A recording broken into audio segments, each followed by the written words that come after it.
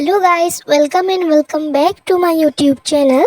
আৰু আজি মই বনাবলৈ লৈছো আলুৰ এটা ভাইৰাল কোৰিয়ান ৰেচিপি যেটো এটা খুবেই চলিছে আৰু খাবলৈ খুবেই টেষ্টি হৈ আছে। এই ৰেচিপিটো বনাবৰ বাবে মই কেইডালমান হলা কাটি লৈছো বাহেৰে আৰু আলু লৈ লৈছো। আলু কেইটা মই নিমখ পানীত ভালদৰে ধুই লেতেৰাখিনি কাটি লৈছো। আৰু হলাডাল আলুটোৰ ভিতৰত ভিডিঅ'ত দেখুৱাৰ দৰে মই মাজেৰে দি সুমুৱাই দিছো।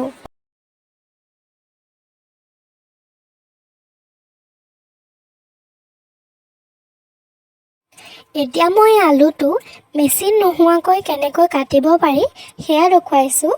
আপোনালোকেও মই ভিডিঅ'ত দেখুৱাৰ দৰে কৰিব। সাধাৰণতে আমি যেনেকৈ গোল গোলকৈ আলু কাটো তেনে ধৰণে নহয়, অলপ বেলেগকৈ কাটিছো।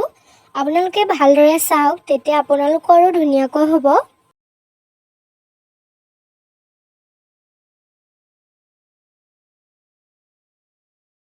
যদি আপোনালোকে বেছি দীঘল কৰিব বিচাৰে তেতিয়া হলে আপোনালোকে এটা দীঘল আলু ল'ব।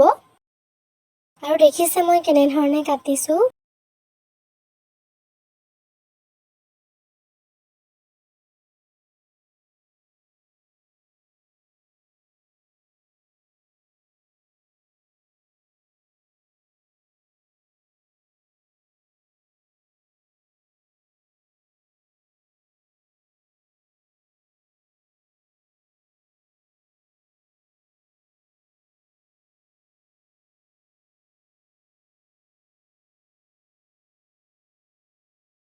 আৰু এয়া দেখিছে মোৰ কাটি হ'লে আৰু প্ৰায়।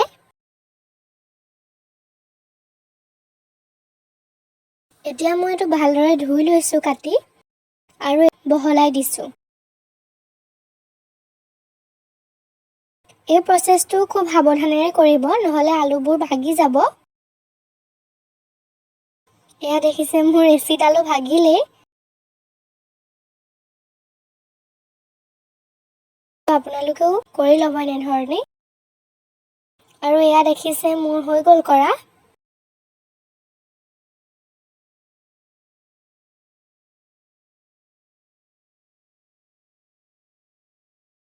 এতিয়া মই এখন ডিছত অকমান ময়দা লৈছো। আপোনালোকে ময়দাৰ সলনি আটা বা বেচনো ব্যৱহাৰ কৰিব পাৰে।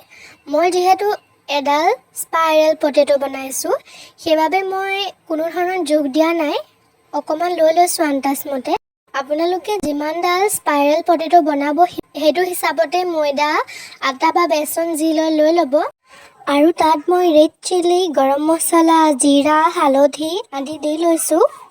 এতিয়া মই ইয়াত লাহে লাহে পানী এড কৰি ধুনীয়াকৈ মই লৰাই ল'ম। এতিয়া ইয়াত মই আলুটো দি দিম আৰু আলুত এই পেষ্টখিনি ভালদৰে মই লগাই দিম।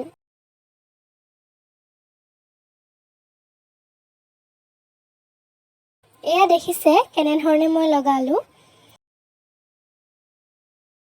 এতিয়া মই কেইটামান মুড়ি লৈ লৈছো। আপোনালোকে মুড়িৰ সলনি কাটা বিস্কুটো ব্যৱহাৰ কৰিব পাৰে। মই মুড়িখিনি অলপ পিচি লৈছো আৰু আলুটোত ভিডিঅ' দেখুৱাৰ ধৰণে সানি দিছো। ভালদৰে এইখিনি আমি সানি ল'ম।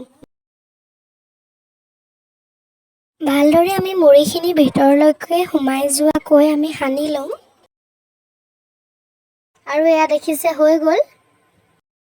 এতিয়া মই এখন কেৰাহী পাতি লৈছো আৰু তাত অকমান ৰিফাইন দি দিছো গৰম হ'বৰ বাবে।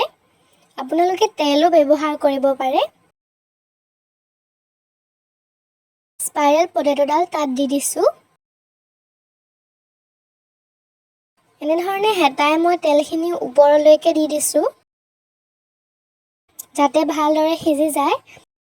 আৰু এয়া দেখিছে মই নমাই লৈছো আমাৰ স্পাইৰেল পটেটোডাল। খাবলৈ খুবেই টেষ্টি হৈছিলে আৰু লগতে ক্ৰিস্পিও হৈছিলে। যদি ৰেচিপিটো আপোনালোকে ট্ৰাই কৰা নাই, এবাৰ নিশ্চয় ঘৰত ট্ৰাই কৰি চাব। আৰু যদি ভিডিঅ'টো ভাল পালে তেতিয়াহ'লে এটা লাইক কৰি দিব।